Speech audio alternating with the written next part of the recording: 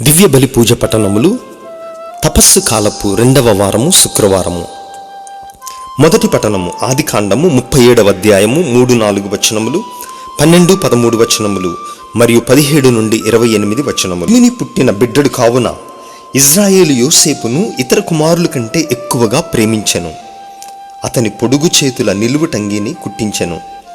తమకంటే ఎక్కువగా తండ్రి అనురాగమునకు పాత్రుడగుటచే యోసేపును అతని సోదరులు ద్వేషింపసాగిరి, అతనితో ప్రియముగా మాట్లాడరైరి.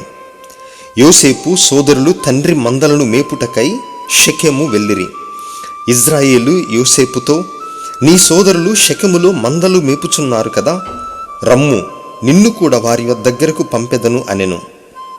యోసేపు, నేను సిద్ధముగా ఉన్నాను అనెను. యోసేపు సోదరులు పట్టిన బాటనే పోయి వారిని దోతానులో చూచెను. వారు అతన్ని దూరాన ఉండగానే చూచిరి. అతడు దగ్గరకు రాక మునిపే అతనిని చంపవలనని కుట్ర పన్నిరి. వారు, ఇదిగో కళ్ళు కనువాడు వచ్చుచున్నాడు, రండు, వీనిని చంపి గోతిలో పారవేసి అడవి మృగము మృంగివేసినదని చెప్పుదుము, వీని కలలు ఏమగునో చూతుము అని తమలో తాము అనుకొనిరి. ఇది విన్న రూబేను యోసేపును కాపాడుగోరి అతన్ని చంపవలదు అనెను. మనకు ఈ రక్తపాతమేలా? యోసేపును ఈ అడవి యందలి గోతిలో త్రోయుడు, అతనికి ప్రాణహాని చేయకుడు అని వారితో చెప్పెను.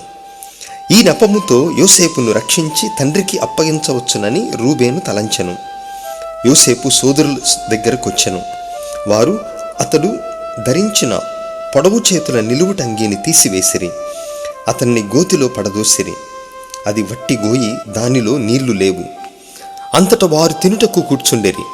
అంతలో గిలాదు నుండి ఐగుప్తు దేశము పోవు ఇస్మాయేలీలు బిడారు వారి కంట కనపడెను. ఇస్మాయేలీయులు ఒంటెపై గుగ్గిలమును బోలమును లేవద్రవ్యమును తీసుకొని పోవుచుండిరి. అప్పుడు యూదా తన సోదరులతో, యోసేపును చంపి అతని చావును కప్పిపుచ్చిన మనకు మేలేమి కలుగును? రండు, అతన్ని ఇష్మాయేలీయులకు అమ్మివేయుదము, మనము అతనికి హాని చేయరాదు, అతడు మన నెత్తురు కండలు పంచుకొని పుట్టిన తమ్ముడు కదా అని చెప్పెను. దానికి వారు అంగీకరించిరి. ఈ లోపల మిద్యాను వర్తకులు యోసేపు ఉన్న గోతి మీదుగా వెళ్ళుచుండిరి. వారతనిని పైకి లాగిరి. అతన్ని 20 వెండి నాణెములకు ఇష్మాయేలీయులు కమ్మిరి. ఇష్మాయేలీయులు యోసేపును ఐగుప్తు దేశమునకు కొనిపోయిరి. ఇది ప్రభువు వాక్కు. సర్వేశ్వరునికి వందనములు. ప్రత్యుత్తర గీతము కీర్తన 105. అందరూ ప్రభు సల్పిన అద్భుత కార్యములను జ్ఞప్తికి తెచ్చుకొనుడు. అటు తరువాత ప్రభు దేశము మీదకి కరువు రప్పించి ప్రజల జీవనాధారమైన ఆహారమును దొరకకుండా చేసెను. కానీ ఆయన ఆ జనులకు ముందుగా ఒక నరుని పంపెను. అతడే బానిసగా అమ్ముడుపోయిన యోసేపు. అందరూ ప్రభు సల్పిన అద్భుత కార్యములను జ్ఞప్తికి తెచ్చుకొనుడు. జనులు అతని కాళ్లకు సంకెళ్ళు వేసి అతని మెడకు ఇనుప వలయమును తొడిగిరి. ఆ పిమ్మట యోసేపు చెప్పిన సంగతి నెరవేరెను. ప్రభువు వాక్కు అతని సత్యమును నిరూపించెను. అందరూ ప్రభు సల్పిన అద్భుత కార్యములను జ్ఞప్తికి తెచ్చుకొనుడు. అప్పుడు రాజు అతని చెరసాల నుండి విడిపించెను. జాతుల చేత అతనికి విముక్తిని ప్రసాదించెను. అతడు యోసేపును తన ప్రభుత్వమునకు అధిపతిని చేసెను. తన రాజ్యమునకు అంతటికిని పాలకుని గావించెను. అందరూ ప్రభు సల్పిన అద్భుత కార్యములను జ్ఞప్తికి తెచ్చుకొనుడు. సువిశేషమునకు ముందు వచనము యోహాను సువార్త 3వ అధ్యాయము 16వ వచనము. దేవుడు లోకమును ఎంతో ప్రేమించి తన ఏకైక కుమారుని ప్రసాదించెను.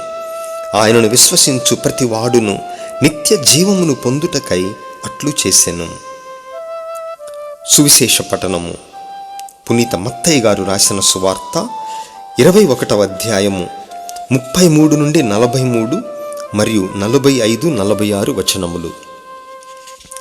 ఆ కాలములో యేసు ప్రధానార్చకులు పెద్దలతో ఇట్లనెను, మరియకు ఉపమానమును ఆలకింపుడు. యజమానుడొకడు ద్రాక్ష తోటను నాటించి చుట్టూ కంచె వేయించెను. గానుగ కొరకు గోతిని త్రవ్వించి గోపురము కట్టించి కాపులకు కౌలుకిచ్చి దూరదేశమునకు వెళ్ళెను.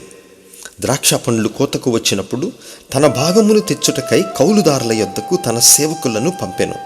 కానీ వారు యజమానుని సేవకులను పట్టుకొని ఒకనిని కొట్టిరి, ఒకనిని చంపిరి, మరి ఒకనిని రాళ్ల దెబ్బలకు గురిచేసిరి. అప్పుడు ఆ యజమానుడు ముందటి కంటే ఎక్కువ మంది సేవకులను పంపెను. కౌలుదారులు వారిని కూడా అట్లే చేసిరి. అప్పుడు ఆ యజమానుడు తన కుమారుని వారు అంగీకరింతురని తలంచి అతన్ని వారి యొద్దకు పంపెను. అప్పుడు ఆ కౌలుదారులు ఆ కుమారుని చూచి, ఇదిగో ఇతడే వారసుడు, ఇతనిని తుదముట్టింతము రండు, ఈ ఆస్తి మనకు దక్కును అని తమలో తాము చెప్పుకొనిరి. వాణ్ణి పట్టుకొని ద్రాక్ష తోట వెలుపల పడద్రోసి చంపిరి. కాబట్టి ద్రాక్ష తోట యజమానుడు వచ్చినప్పుడు ఆ కౌలుదారులను ఏమి చేయును అని యేసు ప్రశ్నించెను. ఆ దుష్టులను మట్టుపెట్టి కోతకాలమున తన భాగమును చెల్లింపగల ఇతర కౌలుదారులకు ఆ భూమిని గుత్తకిచ్చును అని వారు సమాధానమిచ్చిరి. అప్పుడు యేసు వారితో, మీరు లేఖనములెందెల్లను చదువలేదా? ఇల్లు కట్టుకొని వారు త్రోసివేసిన రాయి ముఖ్యమైన మూలరాయి అయ్యెను. ఇది ప్రభువు ఏర్పాటు, ఇది ఎంత ఆశ్చర్యకరము!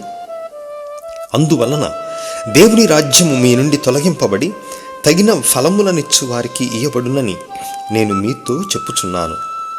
ప్రధానార్చకులు, పరిసయ్యులు యేసు ఉపమానములను విని ఇవన్నీయు తమను గూర్చియే అని గ్రహించిరి. వారు ఆయనను బందీగా పట్టుకొనుటకు ప్రయత్నించిరి. కానీ యేసు ప్రవక్తయని భావించిన జనసమూహములకు భయపడిరి. ఇది క్రీస్తు సువిశేషము. క్రీస్తువా మీకు స్తుతి కలుగునుగాక.